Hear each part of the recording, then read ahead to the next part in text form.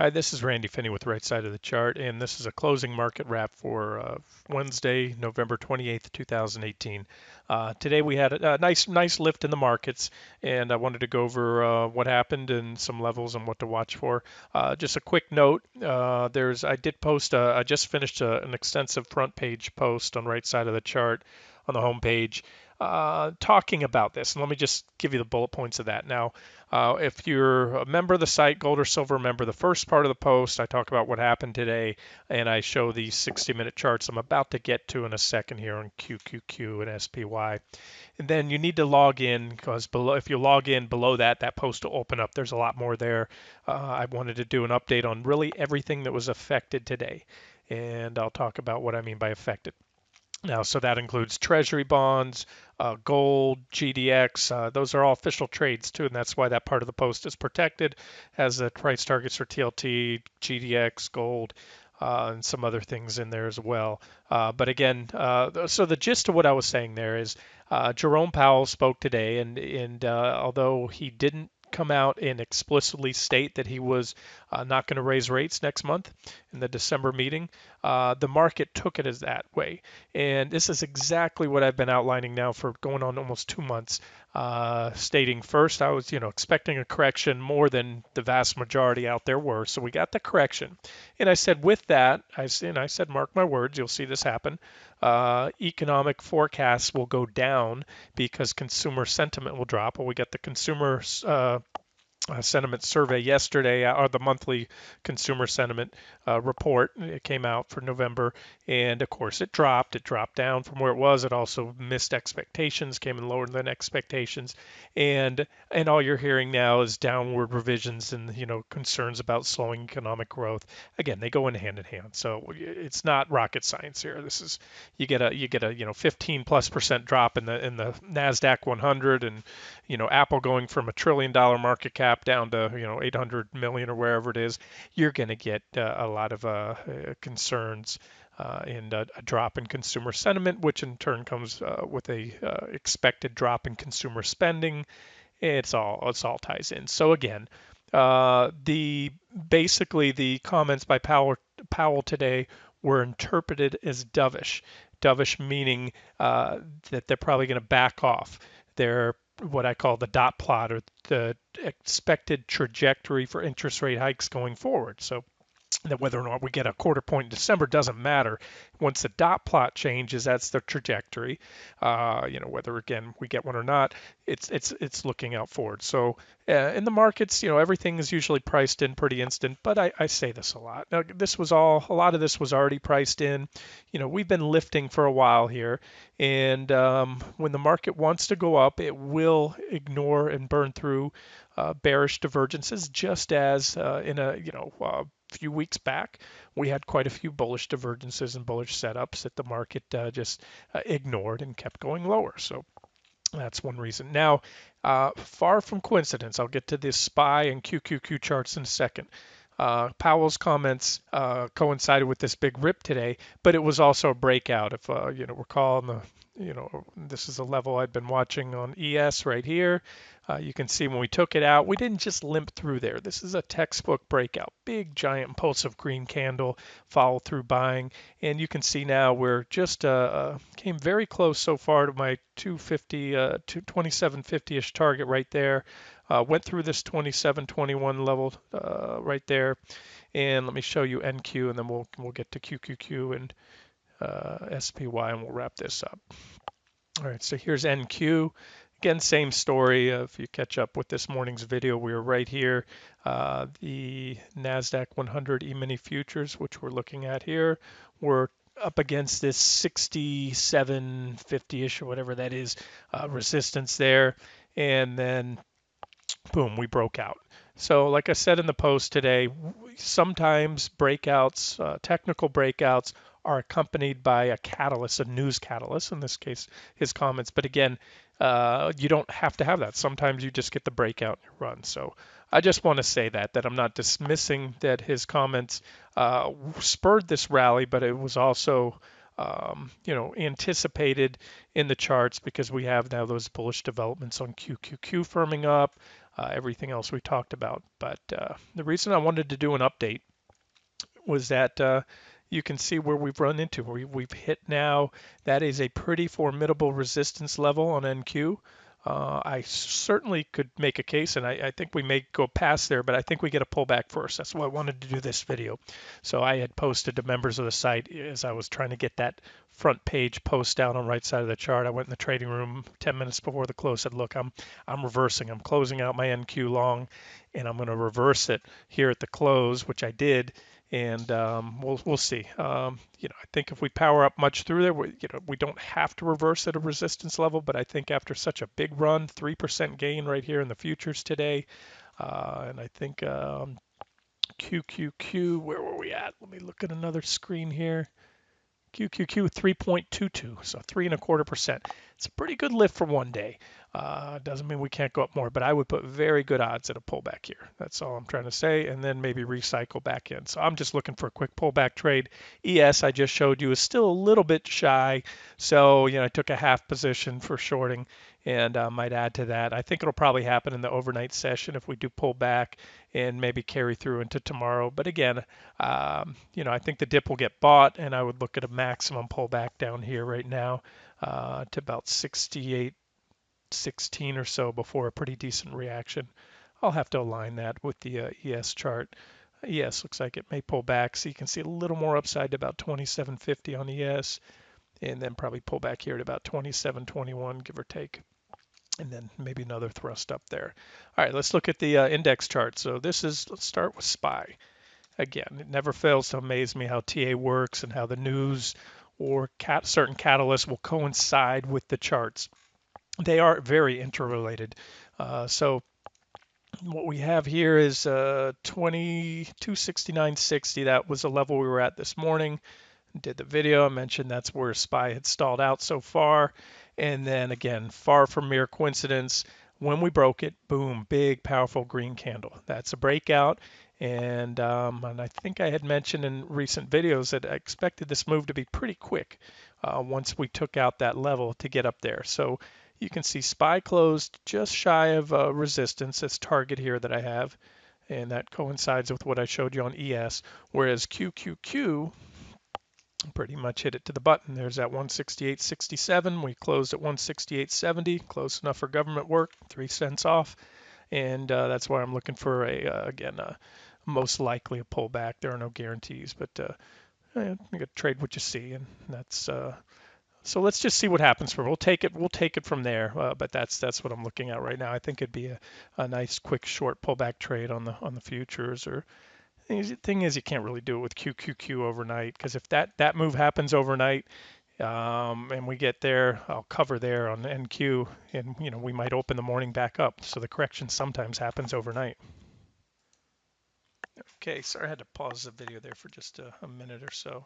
Forget exactly where I was, but okay, so that's what I think the most probable scenario is now. And we'll take a quick look at the daily charts and we'll wrap this up. So there's the trend indicator flipping to bullish as well. So this rally could have some legs. This could certainly be more upside. I don't think we'll see many more 3+% days in QQQ from here, but anything's possible. We'll see. All right, let's look at the daily charts and we'll make this one a quick update. Let me find the right board for you here. Okay, this one's clean and simple. Here it is. There's that bullish divergence. Again, divergent low. You really don't want to stay short when you start to see divergent lows on the leading index QQQ. And again, that's why I covered the shorts, the QQQ short here the other day. Shortly after we hit the first target, I had an additional target and said nope, too much. It didn't feel right. The risk reward wasn't good for being short anymore, and I started making the case that the risk reward had shifted to the long side. So there it is. Now we have bullish divergence. Again, I've said this recently. If this was any other point in the last 5 years or 10 years, really, for the most part, where we were above trend, we hadn't broken long-term trend lines. We weren't below the 200-day EMA. A lot of stuff like this, I'd be diving in long with both fists right now on this divergent low. However, at this point in time, I am going to treat this as a bear market rally. Doesn't mean I won't play it. I love trading bear market rallies long. I've been long for a few days now, and but this thing can stop just as it starts to look good, and well, by that I mean starts to convince the masses that, oh wow, we dodged a bullet, market's going to new highs again like always. This just happened to be a bad correction, so we'll see. I want to show you a couple things here. So there's a resistance zone, and really I think this rally can reverse and will reverse anywhere from about almost to where we hit today, about 169.40 or so, all the way up to about 172, a little over 172. That's not a very big range. That's less than a 3-point range on $170 security. So not a huge range. That is, it doesn't mean we can't go higher, but again, that's really what I'm looking at right now. And I want to show you. Let me turn these up. There's a 200-day moving average in red, and the 50-day moving average. I like to use EMAs, but you can use SMAs. They're coming similar. Look at this.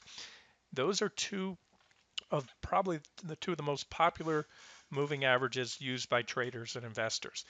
The market is below both of those. They're both pinching. They're poised to make a bearish cross. We call that a death cross. They haven't done so yet, at least not this pair. If the 50 crosses below the 200, that's a death cross. However, they are considerable resistance levels, just as they were support during a bull trend, and usually are. You can see support on the 50, support, support. Sometimes you have a correction. Remember, we had two corrections earlier, and that's fine. We went below them, and they acted as resistance. But support, support, support, and you get the point. Big key level. Support once broken becomes resistance. So now we have the 50-day coming in there at yellow, and we have the red, which again, and you can go back, a lot longer. If I go here, it's on this chart. It's the 100-period EMA because this is a 2-day chart. Uh, it's there. You just can't see it because it's perfectly overlapping this uptrend line right here. This is a primary uptrend line that's broken. So too many things tell me do not trust this rally. Don't get too excited, as impulsive as it is. I'm sure the bobbleheads are being paraded out on TV right now, celebrating, the CNBC cheerleading squad. I have no doubt about it. I don't really watch that very often, but that's probably what you're getting. Who knows? But there it is. What I'm trying to show you here is the 200-day does a good job of support on the way up, and we're below it now. So again, that I flipped over to a 2-day period chart, back to this daily chart. So to summarize what I'm trying to tell you, I see a confluence of resistance right there, price resistance, that zone, as well as two key moving averages. We happen to power through there, and again, I wouldn't be overly concerned if it happens intraday. All I'm concerned about are solid daily closes, a big green close above it, not 0.2% above it, but 1% or 2, especially on a weekly closing basis. And of course, we still have the trend line, but we already back tested the primary uptrend line once. Anything is possible, even new highs, but I don't think we'll see a back test of the trend line right now, but it's not out of the realm of my uppermost bounce targets. I'll tell you that right now. I think 178 a few weeks back I was talking about, and I still am. 178 is I don't want to use the word line in the sand, but that is a level where I'll really have to question whether this was the end of the bull market right here if we power up much above 178.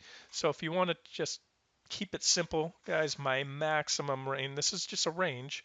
I'll try to tighten this up later. We'll call it 178 down all the way to about where we closed today, 169.39. I wouldn't short right now anything but a tactical short. That's what I did, a quick pullback trade. It's still probably a little too early to add back swing shorts, but I'm going to have to dive through the charts, and I plan to do that. And maybe it is. We'll see. So I just want to share those levels, give you the bigger picture here on QQQ. I give you the shorter near-term picture on with the 60-minute charts. Here's SPY. I also have that 50 and 200-day moving average right there. And again, I cannot impress how important these are. Doesn't mean we can't go through them, but you're seeing the market rallying back now, a strong rally during the intermediate trend. Make no mistake about it, is still bearish. This is the intermediate term trend. Long-term trend is a whole 10-year bull market. Those trend indicators really haven't all flipped, or most of those haven't flipped to bearish yet. That's why we can't say with certainty This is a bear market. We can't say it because we haven't dropped 20% off the highs, but it has a lot of the signatures of early stage bear market action. And so longest term trend is bullish, intermediate term trend is bearish, the very near term trend is bullish, if that makes sense to you. So you got to separate the time frames here. And with the intermediate term trend being bearish, you have to be very suspect of this rally coming right up into those key 20 and 50-day moving averages, as well as I could certainly show you that there's some resistance right there, about 275 or so here on the daily chart. So there it is. All right, so that's that. And other than that, right now, if you're not sure what to do, hopefully some of you caught, at least a piece of this move on the long side, and hopefully not too many of you were short, um, throughout the entire day today. But again, depends what you are short. That's the good thing about what we've seen lately. There's been broad deterioration, and the internals were already deteriorating before this top, and there are always stocks that will go down during an uptrend and stocks that will go up during a downtrend. So, if you have individual positions, that's fine. But as far as the broad index shorts, today would have been a bad day to be short. All right, speaking of short, I didn't get it done in the 10 minutes I would have liked to, but a 16-minute video, that's not too bad. Showed you some key levels. And we'll just have to take it from here. If we take out those resistance levels I showed you earlier on the 60-minute charts, a SPY and QQQ tomorrow with conviction, not just a brief pop above, maybe we head on up to the next targets that or resistance levels that I had listed. But again, there's a lot of overhead resistance levels, and let me make this very clear. If you weren't long coming into today and you weren't long right now at the close, um, me personally, I cannot tell anybody what to do, but I would not be jumping all over a lot of long exposure tomorrow, especially if the markets open around where they did today, right around those resistance levels. Like I said, a little upside in the SPY on the 60-minute chart to resistance, a little more upside till we start hitting these key EMAs. If anything else, I'd be looking for a short in one of two ways: either short another tactical quick pullback trade that I showed you, like I just did with NQ, reversing at the close, or or if you're the mindset this is a bear market, this is an objective shorting level for the next leg down. You and you have to view everything in risk reward. So what's your risk if you get stopped out above the 50-day moving average on SPY? Let me move that away. Minimal. I mean, you're talking, even if you give it a little room, we're only a third of a percent away. Um, but I think if you were to short here for the next leg down, and this is probably what I'll focus on the site, I would have a scale in zone. I can see some resistance there. So I'd have a scale in zone that looks something like this. I moved that yellow line out of the way. But a scale in zone where you start adding short exposure, but you stop adding above the top of that. And that's what I'll give to members of the site, where I think we can look to start scaling in. But I want to take a look at everything. I want to look at internals, a lot of other things right now, to try to get the timing right on this, as close as possible, before really adding back short exposure, at least aggressively, or at least on the broad market as well. All right, we will wrap it up here, 18 minutes into it. So still not too bad. This has been Randy Finney with Right Side of the Chart. Hope you enjoyed it.